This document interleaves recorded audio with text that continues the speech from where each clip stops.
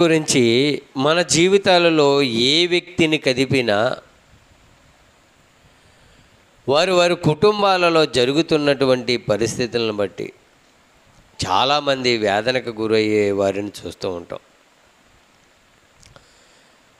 కుటుంబాలలో జరుగుతున్న పరిస్థితులు, భార్య బాగోపోతే భర్తకి, భర్త బాగోపోతే భార్యకి, బిడ్డలు బాగోలేనప్పుడు తల్లిదండ్రులు సరి అయినటువంటి పిల్లలకు వసతులు కల్పించలేనప్పుడు మనం చూస్తూ ఉంటాం ఇలా ఈ సందర్భాలన్నీ. మరి ముఖ్యంగా ఎవరైనా చనిపోయినప్పుడు, లేకపోతే హాస్పిటల్ సందర్భంలో కానీ, లేదా మనకు ఒక భయంకరమైన రోగం వచ్చినప్పుడు కానీ, లేదు ఎవరైనా చనిపోయారనే వార్త వినగానే మనం తట్టుకోలేకపోతూ ఉంటాం. దేవుని పిల్లారా, గుండె బరువుతో కన్నీరు రాక కంటిలో ఉన్నటువంటి నీరు ఇంకిపోయి మౌనంగా ఆ వేదనను భరిస్తూ ఉంటాడు. అదే వేదన అంటాం మనం. వేదన అంటే మనిషి పడుతున్నటువంటి కష్టాలు తన శరీరానికి మించి, తన ఆలోచనకి మించి, తన శక్తినికి మించి వచ్చేటువంటి బాధది ఆవేదన. అంటే అబ్బో ఆవేదన ఇంకెవరితో చెప్పుకోలేనిది. అది చాలా ఆవేదనగా ఉంది అని మాట్లాడుతూ ఉంటాం. నా ఆవేదన ఎవరికి చెప్పుకోనండి అని అంటూ ఉంటాం. అంటే ఈ కుటుంబ పరిస్థితులు మనం చూస్తున్నప్పుడు మన కళ్ళకు కట్టినట్టుగా కనపడుతూ ఉంటుంది. ఒక్కొక్క భర్త చూడండి, ఉదయం నుంచి సాయంత్రం వరకు భార్యను వేధించడమే వాడికి పని. ఒక్కొక్క భర్త తాగేసి వచ్చి భార్యను కొడుతూ ఉంటాడు. ఒక్కరోజు 2 రోజులు కాదు, అలాగా సంవత్సరాల తరబడి కొడుతుంటే అప్పుడు భార్య తన మనసులో తనకున్నటువంటి వేదనను వెళ్ళబుచ్చుతూ మాట్లాడుతూ ఉంటుంది. తన స్నేహితులకు కానీ, లేకపోతే దేవునితో చెప్పుకునే సందర్భం. ఎవరితో చెప్పుకోలేనప్పుడు దేవునితో చెప్పుకోవాలి. తండ్రి, ఈ వేదన నేను భరించలేకపోతున్నాను, నా భార్యను మార్చు, లేకపోతే నా భర్తను మార్చు అని ప్రార్థన చేస్తూ ఉన్నవారిని చూస్తూ ఉంటాం మనం. ప్రియమైన దేవుని పిల్లరా, ఇలా వేదనను గురించి మనం మాట్లాడుకుంటే భయంకరమైనటువంటి వ్యాధులు వచ్చినప్పుడు కూడా ఈ వేదన నేను భరించలేకపోతున్నాను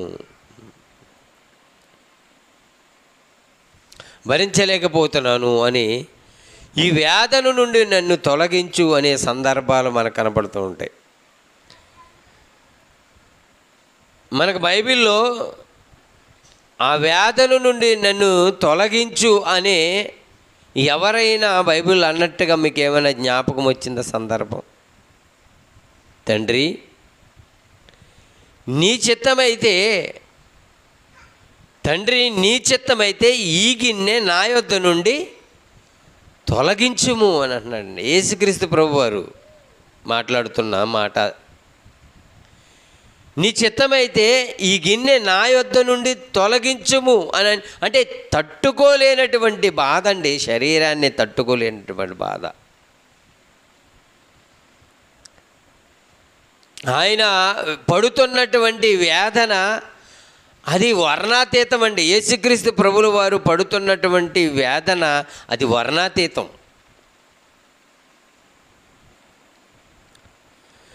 భక్తుల జీవితాలలోనికి వెళ్ళి తొంగి చూసినప్పుడు మనం చాలామంది వేదనకు గురయ్యారండి. ఎందుకు భక్తులకి ఈ వేదన? వారికి ఏమైనా రోగం వచ్చిందనా, లేకపోతే వారి కుటుంబ సమస్యలనా, వారి ఆరోగ్యం బాగోలేదనా? ఎందుకు అంత వేదనకి భక్తులు గురయ్యారు అని ఆలోచన చేయగలిగితే, సమాజం బాగోకపోవడం చూసి భక్తులు ఆవేదన చెందారండి.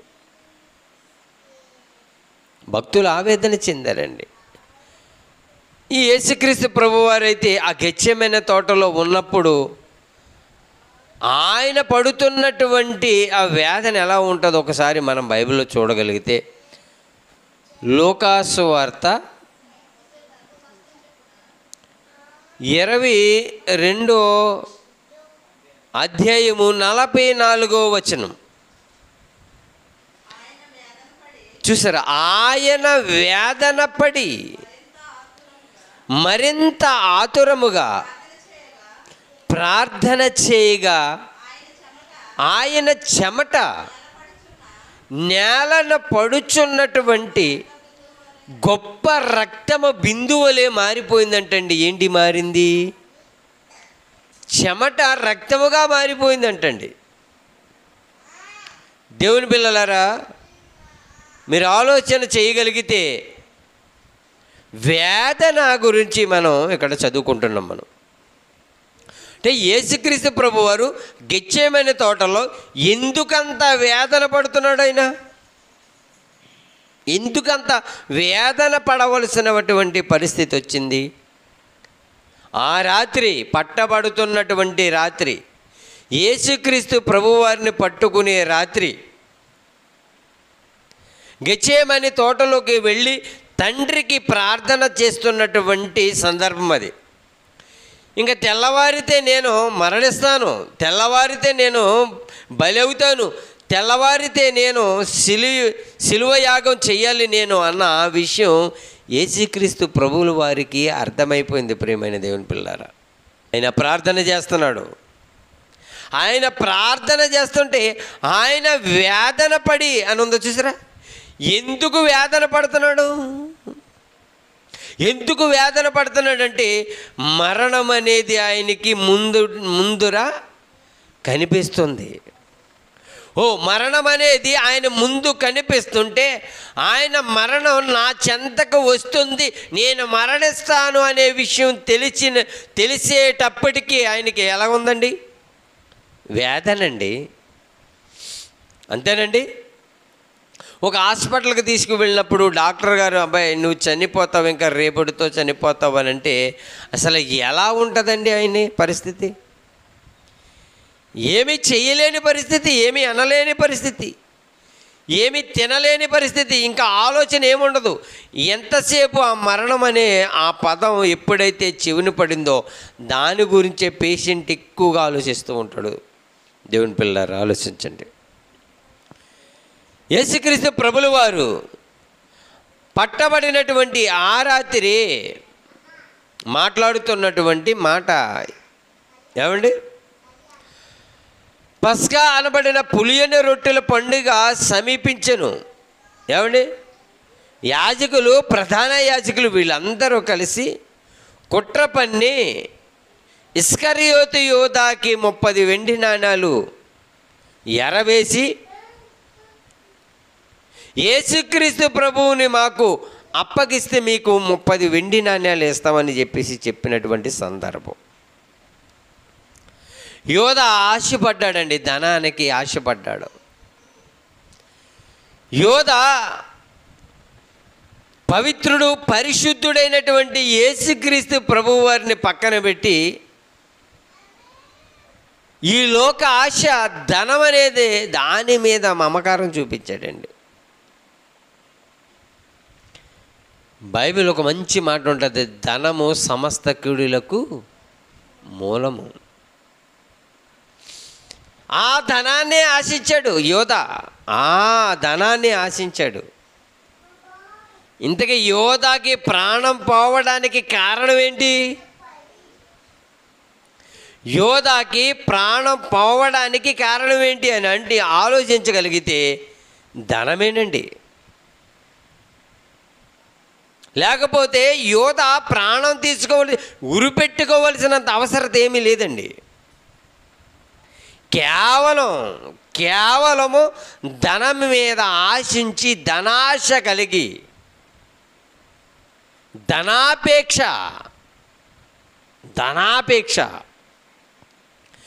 ఆఫ్టర్ 30 వెండి నాణాల కోసం జ్ఞానవంతుడు యేసుక్రీస్తు ప్రభు వారు ఈ లోకానికి జ్ఞానవంతుడు, అవునా కదా? జ్ఞానాన్ని పరిచయం చేసింది ఆయన. జ్ఞానానికి మూలం క్రీస్తు. ఎన్నో మాటలు విన్నాడు, ఎన్నో స్వస్థతలు, అద్భుతాలు, ఏమంటే సముద్రాన్ని ఆపటం, కుంటివారికి ఏమంటే చేతులు ఇవ్వడం, గుడ్డివారు చూపునొందడం, ఇవన్నీ చూశాడు కదా యోధా. ఇవన్నీ చూసిన వీటన్నిటినీ పక్కన పెట్టి ధనమ మీదకే వెళ్ళింది ఏంటండి? చూసారా? అధికారం కోసం కొట్టుకు చచ్చిపోతూ ఉంటారు తెలుసండి రాజకీయ నాయకులు.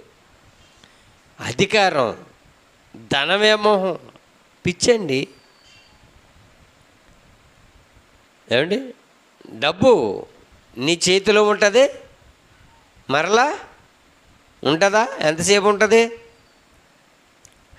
ఎంతసేపు ఉంటుంది? మన సంపాదించే మన డబ్బు మన చేతిలో ఎంతసేపు ఉంటుంది? ఏమండి? అలా వస్తుంది, అలా వెళ్ళిపోతూ ఉంటుంది, అవునా కదా? ఈ ప్రపంచంలో ఎన్నో రంగురంగుల నోట్లు ఉన్నాయి, రంగురంగుల నోట్లు ఉన్నాయి. ప్రతి రంగు నోటుకి విలువ ఉంది, కానీ మనిషికి విలువ లేదండి. ఈ డబ్బు ఎప్పుడనేది వచ్చింది? ఆదామ కాలంలో డబ్బులు ఉన్నాయా? దావీదు గారి కాలంలో ఉందా? ఏమండి? మనిషి డెవలప్ ఎప్పుడైతే అభివృద్ధిలోకి వస్తున్నాడో ఈ డబ్బులు అనేది కనిపెట్టాడు. డబ్బు అనేది కేవలం నిత్యావసర వస్తువు. ఇప్పుడు డబ్బు ఏమైపోయింది? ఏమండి? ఏమైపోయింది? ధనము దేవుడైపోయాడు, అవునే కదా? ధనాన్ని ఏమంటే రూపాయి బిళ్ళ కింద పడింది అనుకోండి, వెంటనే ఒక్క రూపాయి బిళ్ళ కానీ కింద పడిందంటే వెంటనే మనం ఏం చేస్తాం ఆలోచించి చెప్పండి. చాలామంది అండి వెంటనే పడిపోయిన రూపాయి కాయిన్ తీసుకుని ఏం చేస్తాడండి? జేబులో వేసుకుంటాడా? వేసుకోడు. మరి ఏం చేస్తాడు?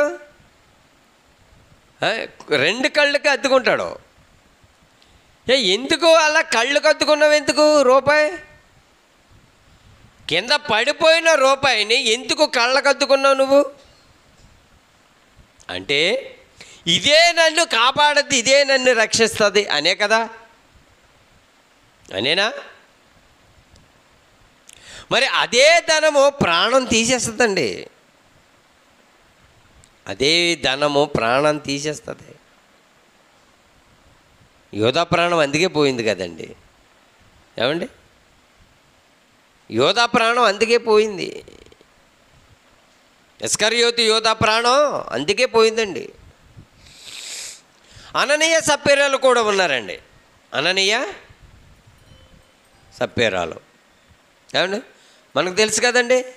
అపోస్తుల కార్యాలు మనం ఒక్కసారి చూడగలిగితే చూద్దాం.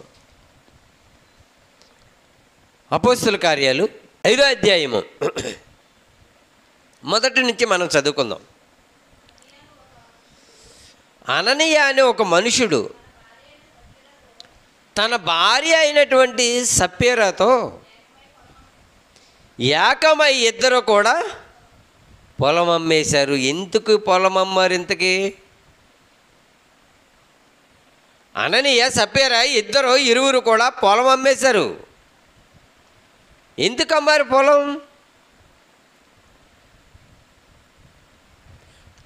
ఎందుకు పొలం అమ్మారు? ఏమండి? ఆలోచిస్తున్నారా? ఆలోచించండి. ఎందుకు పొలం అమ్మారంటే అప్పటి మొదటి శతాబ్దంలో ఉన్నటువంటి వారందరూ యేసుక్రీస్తు ప్రభు బోధలకు ఆకర్షితులై వారందరూ కూడా 4వ అధ్యాయం మనం చూడగలిగితే అక్కడ ఏముంటుందంటే 4వ అధ్యాయం 34లో భూములైనను ఇండ్లులైనను కలిగిన వారందరూ వాటిని అమ్మిన వాటి వెల తెచ్చి అపొస్తలుల పాదముల యొద్ద అనగా సంఘములో పెద్దల యొద్ద ఉంచారు. మాకు ఈ భూములు అవసరంలే, మాకు ఈ ఇండ్లు వద్దు, మాకు ఈ పొలాలు ఈ ఆస్తులు మాకు అవసరం లేదు.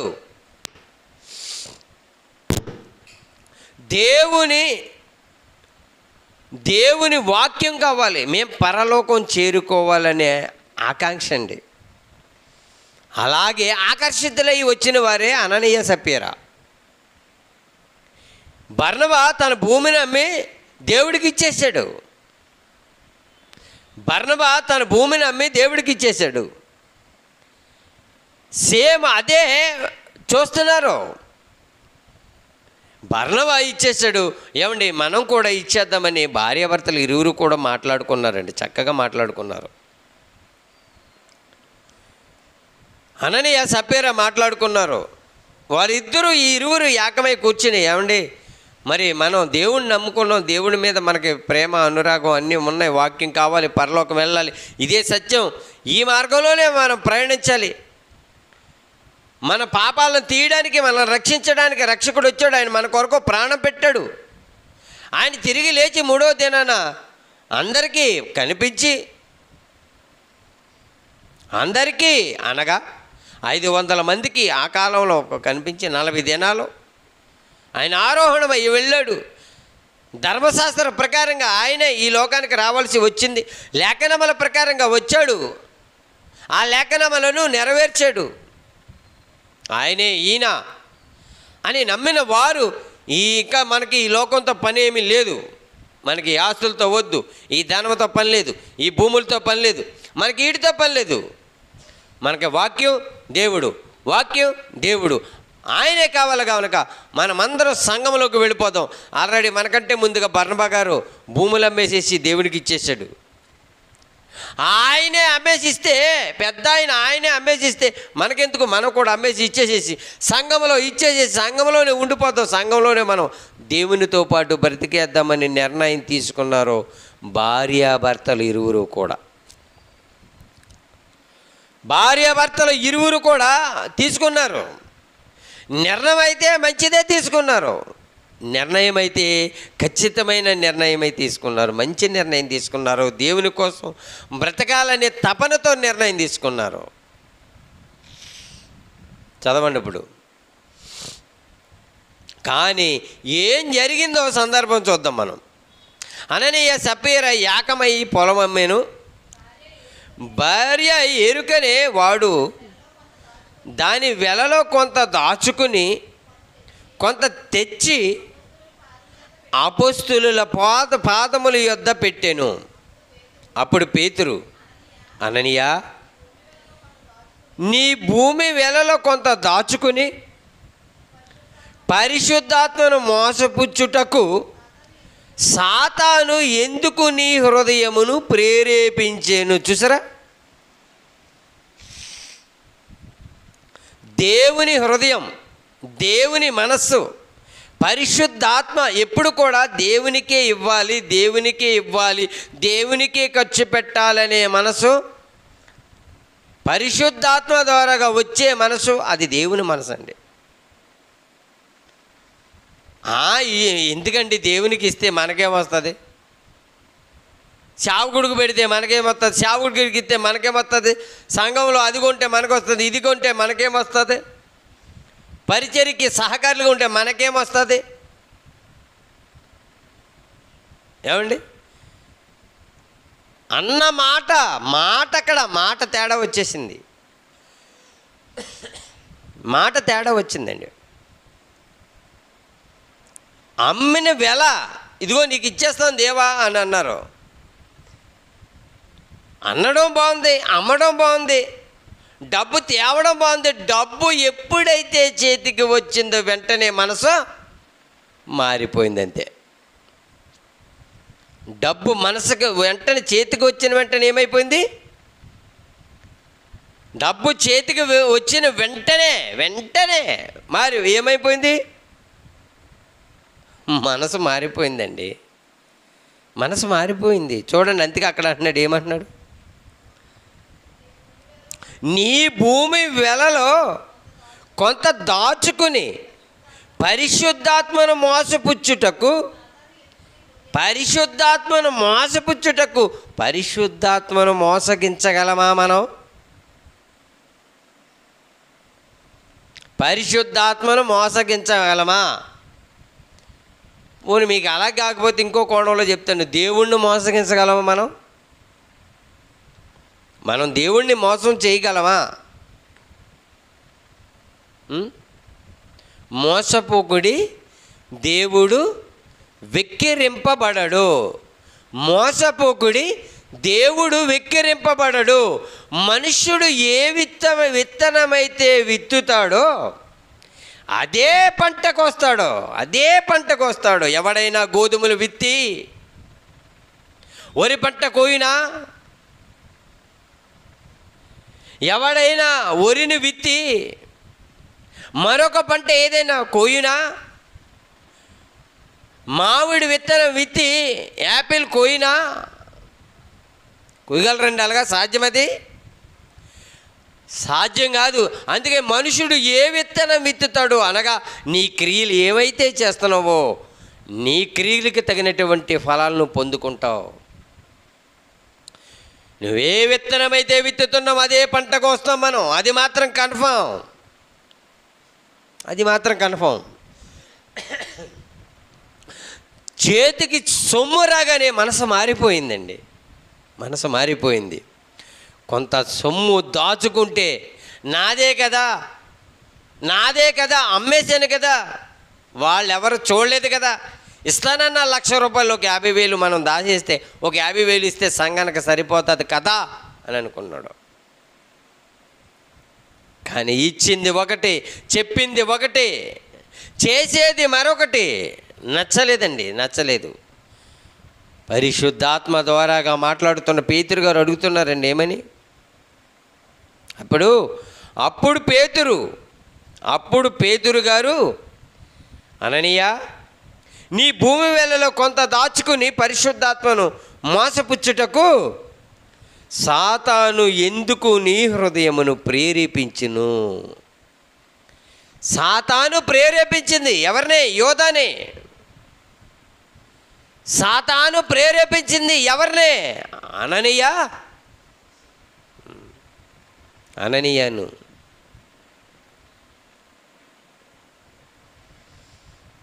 చూడండి ప్రియమైన దేవుడు, అది నీ యొద్దనున్నప్పుడు నీదే కదా. అది భూమి నీదే, సొమ్ము నీదే కదా. నువ్వు ఇస్తానన్నావు దేవునికి. అది నువ్వు ఇస్తానన్నావు, నువ్వు మనస్ఫూర్తిగా ఇస్తానన్నావు, మనవపూర్వకంగా ఇస్తానన్నావు. నువ్వే ఇస్తానని నువ్వే మళ్ళీ మాట మార్చి దేవుణ్ణి మోసగించాలనుకుంటున్నావు. మాట్లాడుతున్నారండి, పేతురు గారు మాట్లాడుతున్నారు అననీయతో. ఇరువురి మధ్యన సంభాషణ జరుగుతుంది. పేతురు గారు ఎంతకి అననీయ ఎంత కమ్మాడో పేతురు గారికి తెలీదు, అసలు ఏమీ తెలీదు. మరి ఎలా తెలిసింది పేతురు గారికి? పరిశుద్ధాత్మ ద్వారా. అది తెలుసండి, పరిశుద్ధాత్మ ద్వారాగా తెలిసింది. అంటే ఎంత పరిపూర్ణమైనటువంటి స్థితిలో ఉన్నారో ఆలోచించండి. పేతురు గారితో పరిశుద్ధాత్మ మాట్లాడుతుందంటే అసలు ఎంత పరిశుద్ధతగా ఉన్నారో ఆలోచించండి. సంఘములో ఉంటూ, సంఘములో అభివృద్ధి చెందుతున్నప్పుడు, సంఘములోనికి వచ్చి వాగ్దానం చేసి నేను ఇస్తానని చెప్పి ఇవ్వకోకుండా వెనక్కలాక్కున్నందుకు ఏం జరిగిందండి? ఏం జరిగింది చదవండి. అది నీ సొమ్మే కదా, నీ వద్దనున్నప్పుడు అది నీదే కదా. అమ్మిన పెంబట అది నీ వశమై ఉండలేదా? ఎందుకు ఈ సంగతిని హృదయంలో ఉద్దేశించుకున్నావు? నీ మనుషులతో కాదు బిడ్డ, దేవునితోనే అబద్ధమాడితేవని వానితో చెప్పాను. అననీయ ఈ మాటలు వినుచునే పడి ప్రాణం విడిచెను. అంటే ఏంటి? అననీయ చచ్చిపోయాడు. దేనికి చచ్చిపోయాడు? ఎందుకు మరణం వచ్చింది ఆయనకి? ఎందుకు మరణం వచ్చింది? ధనాశ.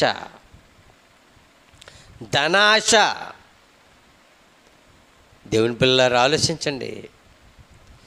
ఇలాంటి పరిస్థితులు మొదటి శతాబ్దంలో చూస్తున్నారండి. తెలుసండి, ఇలాంటి పరిస్థితి చూసినప్పుడు పేతురు గారికి హృదయంలో ఎంత వేదన ఉంటుందో ఆలోచించండి. అవునా కదా? యోధ చనిపోయాడు, 11 మందికి ఎంత బాధ ఉంటుందో ఆలోచించండి. యోధ తప్పిపోతున్నాడని యేసుక్రీస్తు ప్రభువారికి తెలుసు.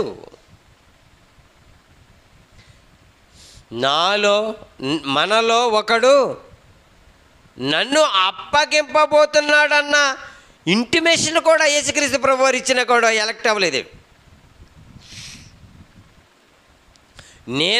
నన్ను అప్పగించేవాడు మీలోనే ఉన్నాడు అన్నదప్పుడు నేనా ప్రభువా అని నీవు అన్నట్టే యోధ అన్నప్పుడైనా సరి చేసుకోలేకపోయాడండి.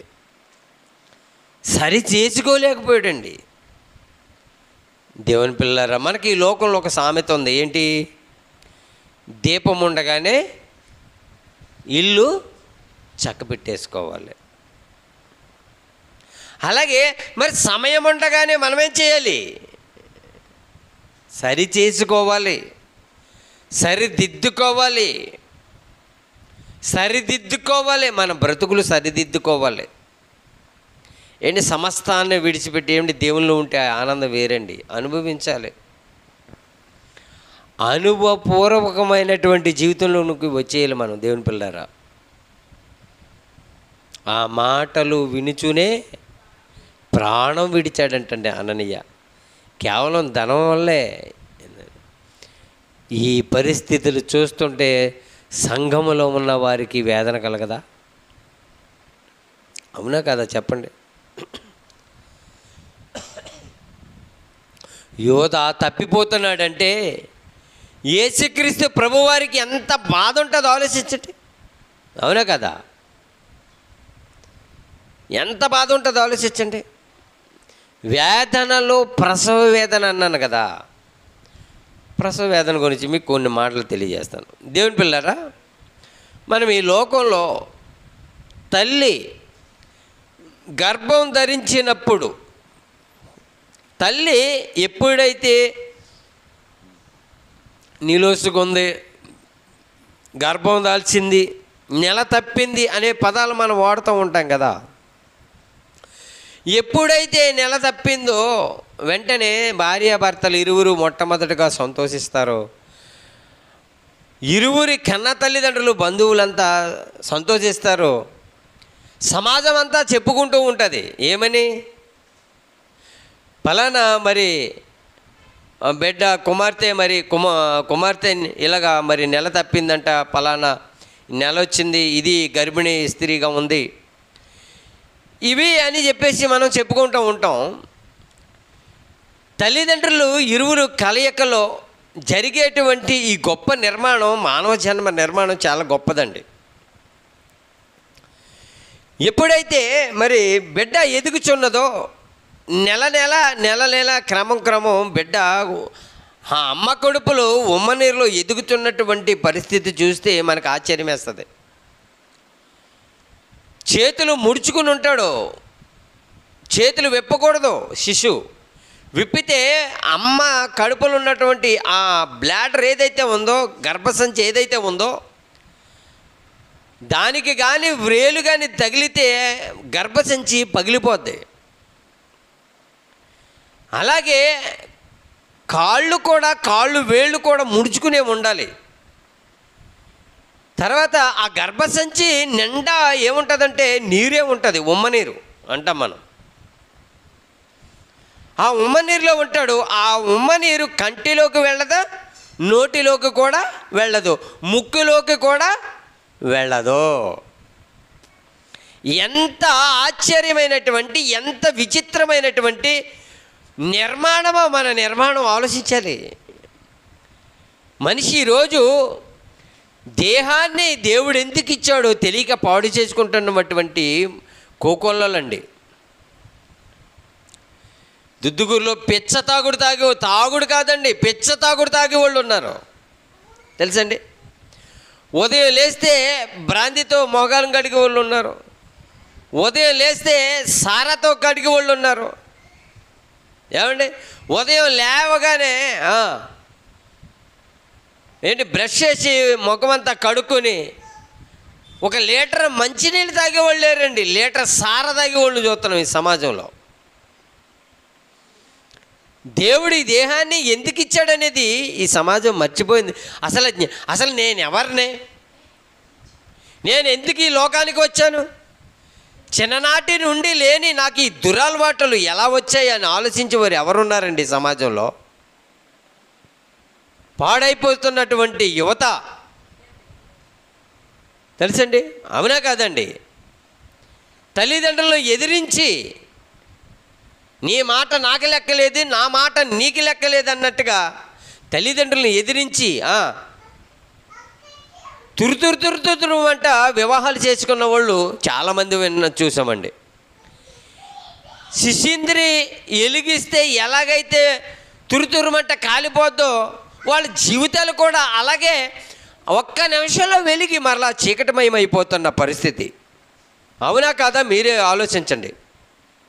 మన కళ్ళ ముందు ఎన్ని జీవితాలు అలా పాడైపోతున్నాయో. యవ్వన వయసులో తెలియని పరిస్థితి, తల్లిదండ్రుల మాట వినకపోవడం, సేవకుల మాట వినకపోవడం, సమాజం అంటే భయం లేకపోవడం, పెద్దలను గౌరవించకపోవడం, పెద్దలంటే భయం లేకపోవడం, ఇవన్నీ కూడా నాశనానికి కారణాలు. ఇవన్నీ కూడాను తెలుసండి. నాశనానికి ముందు ఏం నడుస్తుందండి? గర్వం. నాకేంటి, నేను ఆ అబ్బాయిని ప్రేమించాను, నేను ఆ అబ్బాయినే చేసుకుంటాను అని 3 నెలలు కాపురం చేసి విడిపోయిన వాళ్ళు మన ఊర్లోనే ఉన్నారు చాలామంది. 3 సంవత్సరాలు కూడా కాదండి, 3 నెలలు తెలుసండి. ఈ నిర్మాణం గురించి మనుషులకు అర్థం కాలేదండి, మానవ నిర్మాణం గురించి. దేవుని పిల్లలారా, ఆ అమ్మ కడుపులో ఉన్నటువంటి ఆ శిశువు 9 నెలలు మొయ్యాలండి. మొయ్యాలి వద్దా? మరి మన వెంకటలక్ష్మి ఇప్పుడు డెలివరీకి దగ్గరగా ఉంది.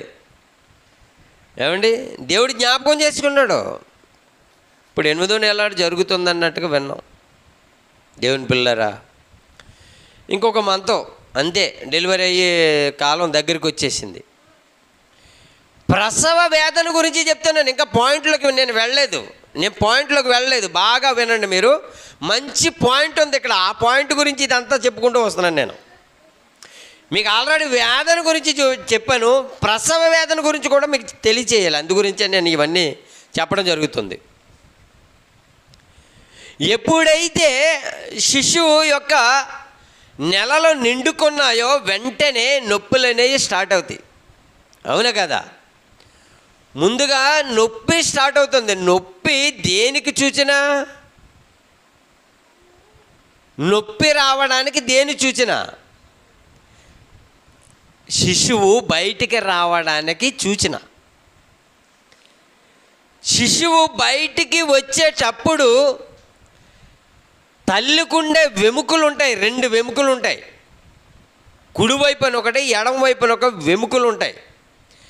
ఆ వెముకలు తెరుచుకునేటప్పుడు పట్టమంటే ఇరిగిపోయినంత నొప్పండి. అవి తెరుచుకోకపోతే శిశువు బయటికి రాదు. ఆ శిశువు బయటకు వచ్చేటప్పుడు తల్లి పడే బాధ ఎంత బాధో దానిని కొలతలలో సైంటిఫికల్గా కొలిస్తే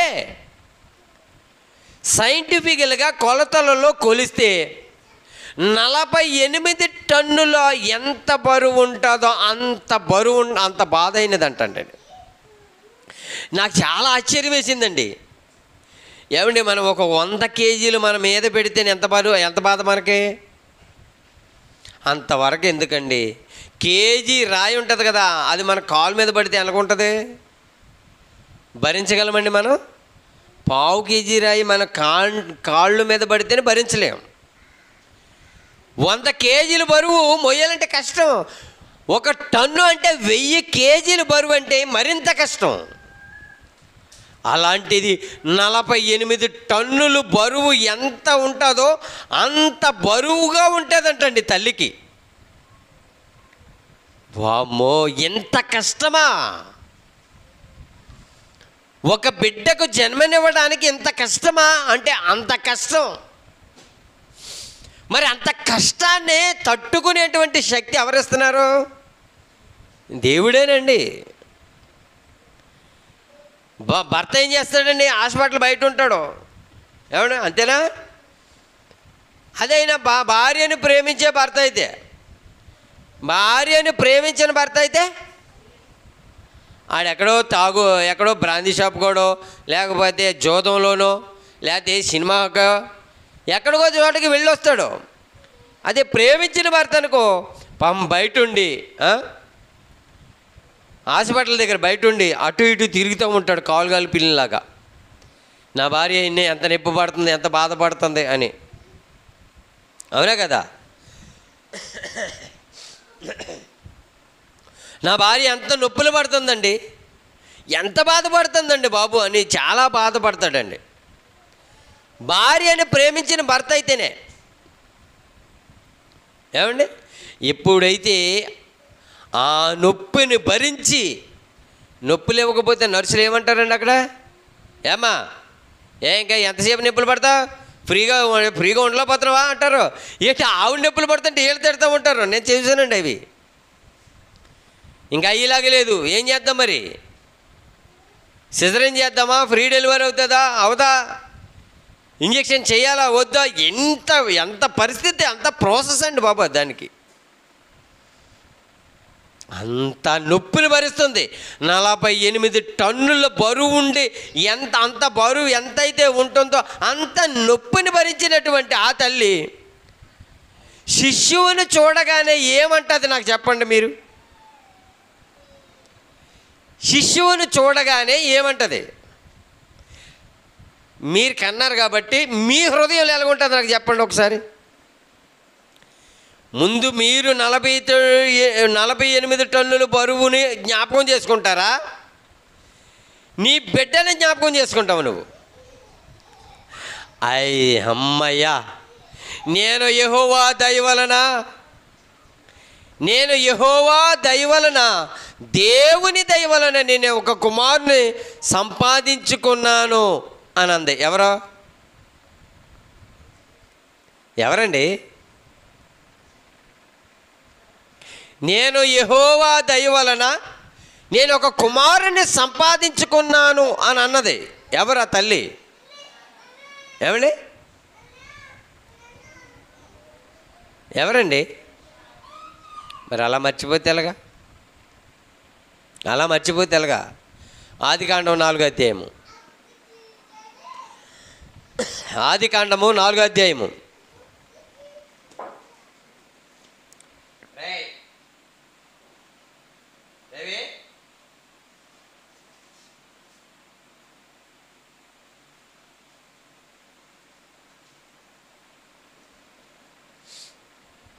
మొదటి వచనం నుంచి. ఆదాము తన భార్య అయిన హవ్వను కూడినప్పుడు ఆమె గర్భవతి అయి కయ్యూనును కని యెహోవా మా ఆయనగారి దయ వలన అందా, మా అత్తగారి దయ వలన అందా, మా అమ్మగారి దయ వలన అందా? ఏమందండి? కరెక్ట్ పదం పలికిందండి అవ్వమ్మ గారు. ఏమండి? అవ్వమ్మ గారు పండు తిని తప్పు చేశారు, అవునా కదా? అవ్వమ్మ పండు తిని తప్పు చేసింది, ఆజ్ఞ అతిక్రమించింది, పాపం అనేది ఈ లోకంలోకి వచ్చింది, బాగుంది. మరి అంత తప్పు చేసినా కానీ అవ్వమ్మ గారు ఏమంటున్నారు? నేను యెహోవా దయ వలన ఏం సంపాదించుకుందండి? నేను ఒక మనుషుని సంపాదించుకున్నాను అని అన్నదా, డబ్బులు సంపాదించుకున్నాను అన్నదా? చూసారా ఎంత న్యాయంగా మాట్లాడుతుందో?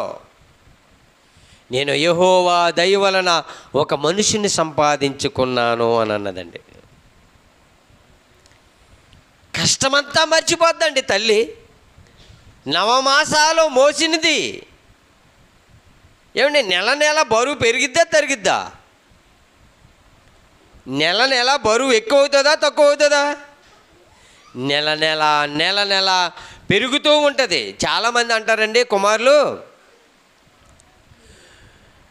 నువ్వు అసలు నన్ను కన్నావా అని అడుగుతారండి. అవునా కదా? నువ్వు అసలు నన్ను కన్నావా అని అడిగే కుమారులు కొన్ని ఉన్నారు. లోకం అండి, లోకం. అప్పుడు తల్లి ఏం చేయాలి?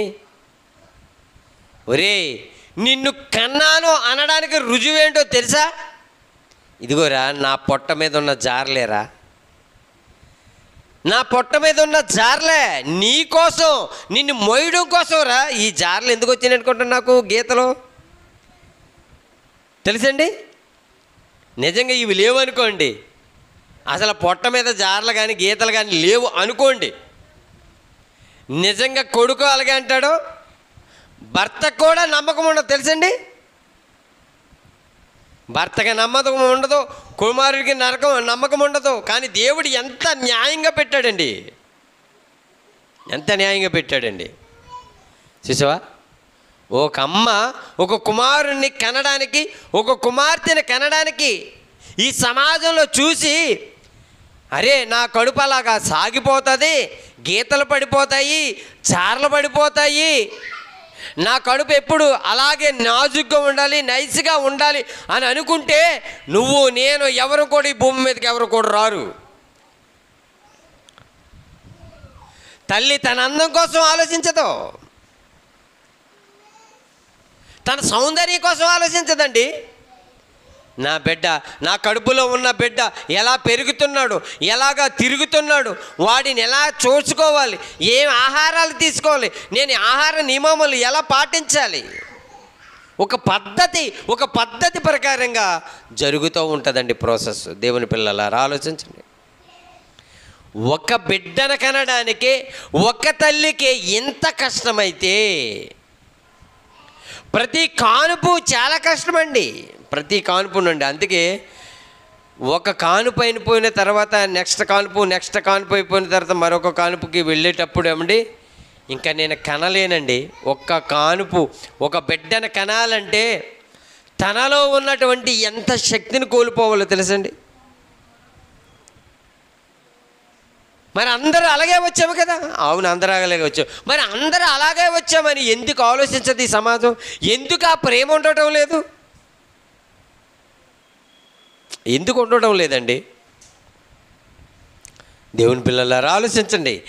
ఒక బిడ్డను కనడానికి అంత కష్టమైతే, ఏమండి, ఒక్క బిడ్డను కనడానికి అంత కష్టమైతే, శారీరకంగా ఒక్క బిడ్డను కనడానికి అంత కష్టమైతే, మరి ఆత్మీయంగా కనాలంటే ఎంత కష్టం ఆలోచించండి. అందుకని అపోస్తలుడైన పౌలు గారు ఒక చక్కని మాట మాట్లాడుతున్నారు. ఆ మాటను వివరించుకుని మనం ముగించుకుందాం. గలతీయులకు రాసిన పత్రిక, అపోస్తలుడైన పౌలు గారు గలతీ సంఘానికి తన లేఖను రాస్తూ 4వ అధ్యాయము 18వ వచనం మనం మాట్లాడుకుందాం, చదువుకుందాం. నేను మీ యొద్ద ఉన్నప్పుడు మాత్రమే గాక ఎల్లప్పుడూ మంచి విషయములు ఆసక్తిగా నుండుట యుక్తమే, అంటే జ్ఞానమే, మంచిదే. నా పిల్లలారా ఎవరంటున్నారు ఆ మాట? నా పిల్లలారా అని ఎవరంటున్నారు? పౌలు గారు అంటున్నారు. ఎవరు ఆ పిల్లలు? ఎవరు? యేసుక్రీస్తులో బాప్తిసం తీసుకుని రక్షణలోకి వచ్చి సంఘములో చేర్చబడిన తర్వాత ఎవరైతే పౌలు గారి బోధ విని బోధ ప్రకారంగా యేసుక్రీస్తులోనికి వచ్చారో వారిని గురించి మాట్లాడుతున్నటువంటి మాట. ఏ మాట? నా పిల్లలారా అని అన్నాడంటే ఆ పిల్లల్ని ఎంత పోషించాలి ఆలోచించండి, ఎంత పెంచాలి ఆలోచించండి. ఎంత పెంచితే నా పిల్లలు, ఏమండి, ఎవరికి ఏ పిల్లలకి ఏమీ చేయకోకుండా వీళ్ళ నా పిల్లలు అంటే బాగుంటుందా ఆలోచించండి. వీళ్ళు నా పిల్లలు అని అంటే బాగుంటుందండి, ఏమండి? కానీ పౌలు గారు అంటున్నారు నా పిల్లలారా అని. నా పిల్లలారా, క్రీస్తు స్వరూపము అంటే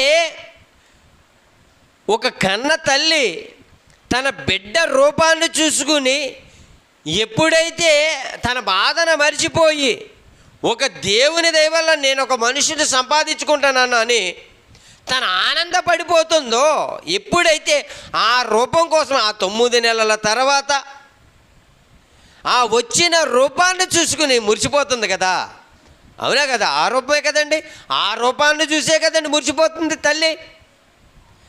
అలాగే పౌలు గారు కూడా ఏమంటున్నారండి, క్రీస్తు స్వరూపం మీకేం రావాలి? మీకేం రావాలి? అమ్మ రూపం, నాన్న రూపం, అత్తమ్మ రూపం, మేనమామ పోలికలు. ఏమండి? ఎవరి పోలికలు వచ్చినాయండి? ఎవరి పోలిక? అచ్చు వాళ్ళ అమ్మ పోలికే, అచ్చు నాన్న పోలికే, అచ్చు తాతయ్య పోలికే, అచ్చు అమ్మమ్మ పోలికే, నాయనమ్మ పోలికే ఉంటాం కదా. ఆ పోలికండి మనది అదే పోలిక. ఆ పోలికేనండి? చిచ్చి దరిద్రం. ఆ పోలిక ఏంటండి మనది? అచ్చు మేనమ్మ పోలిక గాడిద గుడ్డ. అసలు మన పోలిక కాదు, అసలు మన పోలికలు అసలు ఉండకూడదు. మరి ఏ పోలిక? చూద్దాం. ఆదికాండం 1వ అధ్యాయం, ఆదికాండం 1వ అధ్యాయము 26వ వచనం. దేవుడు మన స్వరూపమందు మన పోలిక, చూసారా? మన పోలిక, చూసారా? మన పోలిక అంటే దేవుని పోలిక, క్రీస్తు పోలిక, పరిశుద్ధాత్మ పోలిక. ఆ పోలిక కావాలి మనకి. మన పోలిక అంటే ఏంటనుకుంటున్నారు మీరు? మన పోలిక అంతా ఎవరి పోలిక అనుకుంటున్నారు? దేవుని పోలిక అండి. వాళ్ళ అమ్మలా ఉంది, వాళ్ళ తాతయ్యలాగా ఉన్నారు. మన పోలికలు, అబ్బా మన పోలికలు ఎంత బాగుంటాయో, ఏమండి? ఇంకెప్పుడు కూడా ఎవరిని కూడా పోల్చకూడదండి, నిజంగానండి. మనం ఎవరిని పోల్చకూడదు. మనది ఎవరి పోలిక?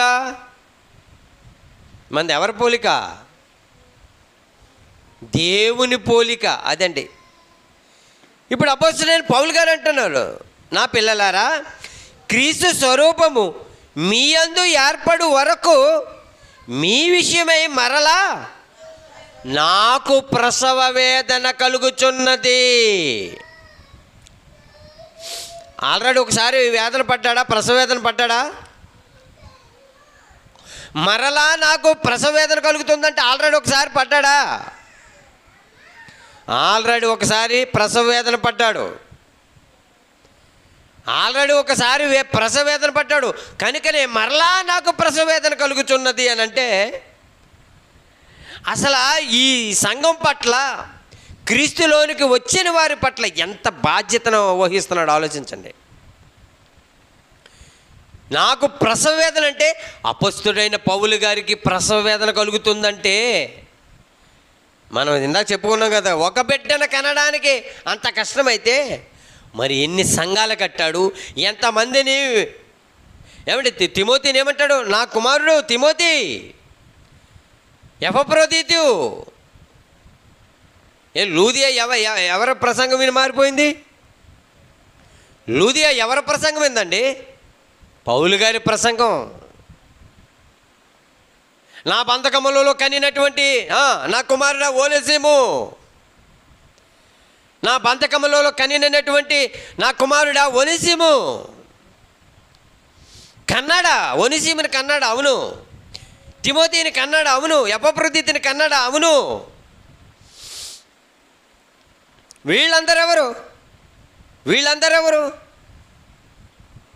వాక్యం చేత కన్నాడండి. వాక్యం చెప్పి కన్నాడండి. వాళ్ళ తప్పిపోతే బాధపడేది ఎవరండి? పౌలు గారేనండి. అందుకే నాకు ప్రసవ వేదన కలుగుతుంది. ప్రసవ వేదన కలుగుతుందంటే ప్రసవ వేదన అనేది సామాన్యమైన పదం కాదండి. అది బాధ, తట్టుకోలేనటువంటి బాధ, భరించలేని బాధ. అది భరించలేని బాధ అండి. అలాంటి బాధను భరిస్తున్నాడండి ఎవరు? పౌలు గారు. పౌలు గారే భరించలేని బాధ అయితే మరి పౌలు గారి ఎవరిని చూసి ఆ బాధను? స్టెఫన్ గారిని చూశాడండి. తెలుసండి? పౌలు గారికి మాదిరి ఎవరండి? స్టెఫన్ గారండి. స్టెఫనే కదండి. స్టెఫను చనిపోతుంటే ఏమన్నాడు? తండ్రి వీరేమి చేయుచున్నారో వీరెరుగరు కనుక వీరిని క్షమించండి. స్టెఫన్ను చంపేటప్పుడు ఎవరున్నారు? సౌలు ఉన్నాడు. ఆయనే పౌలు. అంటే ఆయన మరణానికి సమ్మతించాడు ఈయన. ఏంటి ఇలా చంపుతున్నా కానీ యేసు ప్రభువు అనే మాట విడిచిపెట్టనంటున్నారు? ఏంటి ఇందులో విచిత్రం, విడ్డూరం? దేవుని పిల్లలు ఆలోచించండి. ప్రసవ వేదనండి. నిజమైన క్రైస్తవుడికి, నిజమైన సేవకుడికి ప్రసవ వేదన ఉంటుందండి. ఒక బిడ్డను కనడానికే నీకు నొప్పేమో.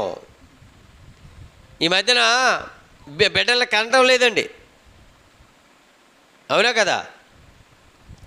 బిడ్డలు కనడం లేదు. టెస్ట్ ట్యూబ్ బేబీ లాగా ఉంటుంది. సంఘాలు కూడా అలాగే ఉన్నాయి. ఏమండి? కంటే తెలుస్తుంది బాధ ఏంటో. నువ్వు సువార్త చెప్పి నువ్వు ఆయన్ని వాక్యంలో నడిపిస్తే, సంఘంలో చేరిస్తే తెలుస్తుంది మనకు బాధ ఏంటో. అంతేనా? ఎవరో సంపాదించినటువంటి నీకు ఇచ్చేసిన వాళ్ళని మేపడం, వాళ్ళని పెంచడం పెద్ద విశేషం ఏముంది చెప్పండి? నువ్వు కంటే తెలుస్తుంది బాధ ఏంటో. నా బంధకములలో కనినటువంటి నా ఒనేసిము అంటున్నాడండి. తిమోతి నా కుమారుడా అని అంటున్నాడండి. దేవుని పిల్లలు ఆలోచించండి. తల్లికి ఒక్కసారి జన్మనిచ్చినప్పుడు బాధ కలుగుతుందేమో ఒకరికి, ఇద్దరికి, ముగ్గురికి. పౌలు గారికి ఎంతమందిని గూర్చి బాధపడ్డాడో తెలుసండి. ప్రసవ వేదన అండి. వేదన. క్రీస్తు స్వరూపం మీలో రావాలి, క్రీస్తు స్వరూపం రావాలని వేదన పడ్డాడండి. ప్రసవ వేదన పడ్డాడండి.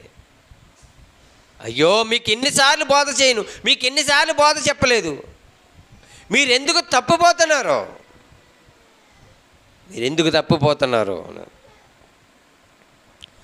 చూసారా? వేదనలలో ప్రసవ వేదన. అపొస్తలుడైన పౌలు గారే అంత ప్రసవ వేదన పడుతుంటే మరి యేసుక్రీస్తు ప్రభువారు ఏమండి? యేసుక్రీస్తు ప్రభువారు, తండ్రి నీ చిత్తమైతే ఈ గిన్నె నా యొద్ద నుండి తొలగించి, నేను తట్టుకోలేకపోతున్నానయ్యా, ఈ బాధ భరించలేకపోతున్నాను, నేను భరించలేకపోతున్నాను. ఉదయం 9 గంటలకు మొదలు నన్ను కొట్టడం, నన్ను దూషించడం, నన్ను హింసించడం.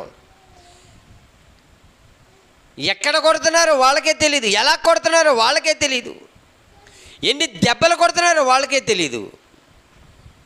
వాళ్ళు కసితీర కొట్టారండి యేసుప్రభు వారిని. కసితీర కొట్టారండి.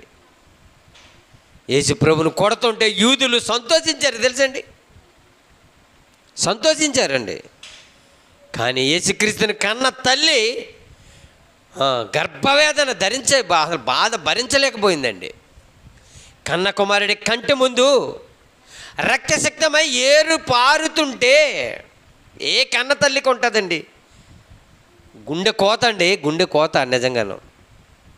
యేసుక్రీస్తు ప్రభు శిష్యులందరూ కూడా, ఆ బోధన నేర్చుకున్న వాళ్ళందరూ కూడా విస్మయమైపోయారండి. ఏంటండి పరిస్థితి? ఏంటి మా నాయకుడికి ఇలా జరుగుతుంది, ఏంటో అర్థం కాని పరిస్థితి, ఏం జరుగుతుందో తెలియని పరిస్థితి. గంటల వ్యవధిలో అయిపోయిందండి. 9 గంటలకు తీసుకొచ్చారు. పిలాతు ముందు ఉదయాన్నే తీసుకొచ్చారు, పెందలకాడని లేచి తీసుకొచ్చేశారు. ఇంత పొద్దున్నే వచ్చారు, ఏంటి పరిస్థితి అని అడిగాడు. ఇదిగో ఇతడు దేవుణ్ణి దూషిస్తున్నాడు, లేకపోతే ఎన్నో నిందలు మోపారు, చంపాలని కేకలు వేశారు యూదులు. మీరే చూసుకోండి అన్నాడు. ఈ నిరపరాధి రక్తము, ఈ నీతిమంతుని రక్తము నా మీదకి, నా కుటుంబం మీదకి రాకూడదు. పిలాతు భార్య చెప్పింది, నువ్వు ఆ నీతిమంతుని జోలికి వెళ్ళొద్దు, నువ్వేమనుకుంటున్నావో ఆ నీతిమంతుని జోలికి నువ్వు వెళ్ళొద్దు. తెలుసండి, ఆ నీతిమంతుని జోలికి నువ్వు వెళ్ళొద్దు. నీళ్ళు తెమ్మన్నాడు, పాత్ర తెమ్మన్నాడు, చేతులు కడుక్కున్నాడు.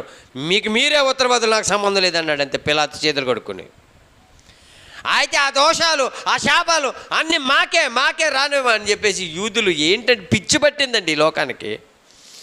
పిచ్చోళ్ళండి ఈ లోకం, పిచ్చిది. ఇప్పుడు అంతేనండి, ఇప్పుడు అంతే. దేవుని పిల్లరా, వేదన భరించలేకపోయాడండి యేసుక్రీస్తు ప్రభువారు. ఓ పక్కన కొరడాలతో కొట్టారు, ఒళ్ళంతా చీల్చారు, గాయాలు, రక్తము, ఇంకెక్కడ ఓపిక ఉందని మళ్ళా భుజం మీద మ్రాను పెట్టారు, సిలువేశారు. నువ్వు మోసుకుంటా వెళ్ళాలి, గొలుగొత్త కొండ మీదకి వెళ్ళాలి. తెలుసండి, అది తిరగేసుకెళ్తే 4 కిలోమీటర్లు వస్తుంది కనుక షార్ట్కట్లో వెళ్ళడానికి పిలాతు ఇదిగో ఈ గేట్ నుంచి ఇలాగ తీసుకువెళ్ళండి అని చెప్పేసి ఆర్డర్ ఇచ్చాడు. 1.5 కిలోమీటర్ల తొందరగా వెళ్ళిపోతారు యేసుక్రీస్తు ప్రభువారు అని. ఆయనకున్న, పిలాతుకున్న జాలి లేదు ఈ యూదులకి. మళ్ళీ ధర్మశాస్త్రం తెలుసని వెర్రవీగి మీసాలు మెలిసారు వాళ్ళు. తెలుసండి, అక్కడే ఉంటుంది యేసుక్రీస్తు ప్రభువారు వెళ్ళి ఆ పక్కనే ఉంటుంది ఏడుపులు కూడా అని ఒకటి ఉంటుంది. యెరూషలేము నేను వెళ్ళకపోవచ్చు కానీ బైబిల్లో రాయబడింది. యెరూషలేము నేను వెళ్ళకపోవచ్చు కానీ యెరూషలేములో ఉన్నదంతా కూడా బైబిల్లో రాసింది. నేను యెరూషలేము చూసినాను అంతే, చదివేసి స్క్రీన్ వేసుకున్నాను అంతే. దేవుని పిల్లలు ఆలోచించండి. అంత వేదనలో ఉన్న ఆయన అంటున్నాడు, వేదన భరించలేకపోతున్నాను తండ్రి, నేను తట్టుకోలేకపోతున్నాను తండ్రి, ఈ గిన్నె నా యొద్ద నుండి తొలగించే తండ్రి అని వెంటనే మళ్ళీ ఏమన్నాడు, ఆయనను నీకిష్టమైతే అని అన్నాడు. చూసా, భరించలేకపోయిన వేదనండి, భరించలేని వేదన. ఇంకా నేను నొప్పులు ఇవ్వలేనంట, అది తెలుసండి తల్లి. నేను నొప్పులు ఇవ్వలేనని చేతులు ఎత్తేసిన తల్లులు చాలామంది అండి. ఆ ప్రసవ వేదన టైంలో తల్లికి ప్రమాదం జరగవచ్చు, బిడ్డకు ప్రమాదం జరగవచ్చు, ఇద్దరు మరణించవచ్చు. ఎంత పరిస్థితి తెలుసండి, అంత క్రిటికల్ పొజిషన్ అండి అంతను. అలాంటి పరిస్థితుల్లో అలాంటి ప్రసవేదన అంటే అంత భయంకరంగా ఉంటుందని, అంత భయంకరంగా ఉంటుంది. ఆయనను దేవుడి సహాయం కోరుకుంటున్నారు. ఎవరు? యేసుక్రీస్తు ప్రభువారు. తండ్రి నీ చిత్తమే సిద్ధించునుగాక, నీ చిత్తమే సిద్ధించునుగాక. దేవుని పిల్లారా, క్రీస్తు స్వరూపం రావాలంట మనలో. ఏం రావాలండి? మనకి ఏ రూపం ఉంది అమ్మా? క్రీస్తు స్వరూపం ఉందా? అపరూపం ఉందా? ఏ రూపం ఉందా మనలో? మనలో తెలియనటువంటి ఒక భయంకరమైన రూపం వచ్చేసింది. అది అననీయలోకి వచ్చింది, అది యోధాలోకి వచ్చింది, అది నీలో నాలో కూడా ప్రవేశించి అలా తెస్టేసి కూర్చుంది. ఆ రూపాన్ని చెరిపేయాలి. మరి ఏ రూపం కావాలి మనకి? క్రీస్తు స్వరూపం రావాలి మనలోకి. క్రీస్తు స్వరూపం రావాలంటే ఎలాగండి? ఏమండి, ఒక శిల్పం ఉందండి. శిల్పం అంటే ఓ బండ ఉంది, బండరాయి. ఆ రాయికి ఒక రూపం రావాలంటే ఏం చేయాలి? శిల్పకారుడు ఏం చేస్తాడు? సుత్తి శానం తీసుకుని కొడతా ఉంటాడు. కొడతాడా? కొట్టకోకుండా ఇదిగో ఇది చూడు ఎంత బాగుందంటాడా? అంటే ఒక రూపం వస్తుందండి, రాదు. సుత్తిచ్చుకుని శానం ఇచ్చుకుని కొడుతున్నప్పుడు బండ, నన్ను ఎందుకు కొడుతున్నావయ్యా, నన్ను ఎందుకు కొడుతున్నావు అని అందనుకో, సర్లే నేను కొట్టను అని సుత్తి శానం అక్కడ పాడేసిపోయాడు అనుకో, రూపం వస్తుందా? రాదు. ఉలు దెబ్బ తగులుతుంటే ఆ శిల్పానికి ఒక రూపం వస్తుంది, ఒక రూపం వస్తుంది. అప్పుడు ఆ రూపం చూసి శిల్పకారుడు ఎంత ఆనందిస్తాడండి. ఒక రూపం రావాలంటే ఉలి దెబ్బ తగలాలి. మనకు క్రీస్తు స్వరూపం రావాలంటే మనం ఖచ్చితంగా వేదనలు అనుభవించాలి. తెలుసండి, వేదనలు అనుభవించాలి. పౌలు గారు ఎంత బాధపడిపోతున్నారండి, ఎంత బాధపడిపోతున్నాడు. క్రీస్తు స్వరూపము మీ యందు ఏర్పడి వరకు నాకు ప్రసవ వేదన కలుగుతున్నది అని అంటున్నాడు. అలాగే యేసుక్రీస్తు ప్రభువు వారు కూడా, అయ్యో కొరజన బెచ్చేత మీరు మార్రా,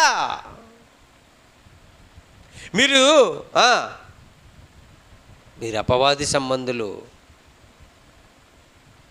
ఏమండి, యేసుక్రీస్తు వారికి మరి తండ్రి అని దేవునికి లేదనుకుంటున్నారా? తండ్రి అని దేవునికి లేదండి. ఆయన నరులను చేసినందుకు సంతాపము నుండి హృదయములో నొచ్చుకున్నాడంటండి. హృదయం అంటే ఎక్కడ ఉంటుంది? హృదయం ఎక్కడ ఉన్నది? హృదయం ఎక్కడ ఉన్నది? నీ చుట్టూనే తిరుగుతుంది. ఏంటి, అమ్మాయి చుట్టూ తిరగడానికి ఇచ్చాడా హృదయం? దేవుని చుట్టూ తిరగడానికి ఇచ్చాడా హృదయం? అమ్మాయి చుట్టూ ఆ అబ్బాయి తిరగడానికి, అబ్బాయి చుట్టూ అమ్మాయి తిరగడానికి, మనం డబ్బు చుట్టూ తిరగడానికి, మనం ఈ ఆస్తులు అంతస్తులు అధికారాలు వీటి చుట్టూ తిరగడానికి కాదు హృదయం దేవుడు మనకిచ్చింది. మనం దేవుని చుట్టూ తిరగాలి. తెలిసిన హృదయంలో నొచ్చుకున్నాడంటే అంటే ఆయన మనసు, ఆయన హృదయం, ఆయన మనసు ఎంత వేదనతో ఉందో ఆలోచించండి. భూమి మీద నరులను చేసినందుకు ఆయన సంతాపమునుంది హృదయంలో నొచ్చుకున్నాడంట. ఆదికాండం 6:6. ఎవరికి తెలిసింది ఆయన బాధ? నీ బాధలు చెప్తావు ఎప్పుడును. నీ బాధలు అన్నీ మన బాధలు చెప్తాం కదండి. దేవుని బాధ ఎప్పుడైనా ఎవరికైనా పక్కింటి వాళ్ళకనే చెప్పమా? మన బాధలు చెప్పుకోవడానికే మనకి ఇంకా టైం చాలతలేదు. ఇంకా దేవునికి బాధ ఏముందండి? క్రీస్తుకు బాధ ఏముందండి? పౌలుకు బాధ ఏముందండి? అపొస్తలులకు బాధ ఏముందండి? సేవకులకు బాధ ఏముందండి? సంఘానికి బాధ ఏముందండి? ఎవరికి ప్రసవ వేదన ఉందండి? ఎవరికి ప్రసవ వేదన ఉందండి? దేవుని పిల్లలారా ఆలోచించండి. మనలో క్రీస్తు స్వరూపం రావాలనుకుంటున్నాడంట. అది మంచి రూపం అండి. దేవుని పిల్లలారా ఆలోచించండి. ప్రసవ వేదన, బాధ, ఉలి దెబ్బ తగిలితే శిల్పానికి రూపం ఎలాగొస్తుందో, క్రైస్తవుడైనందుకు మనం బాధలో అనుభవిస్తేనే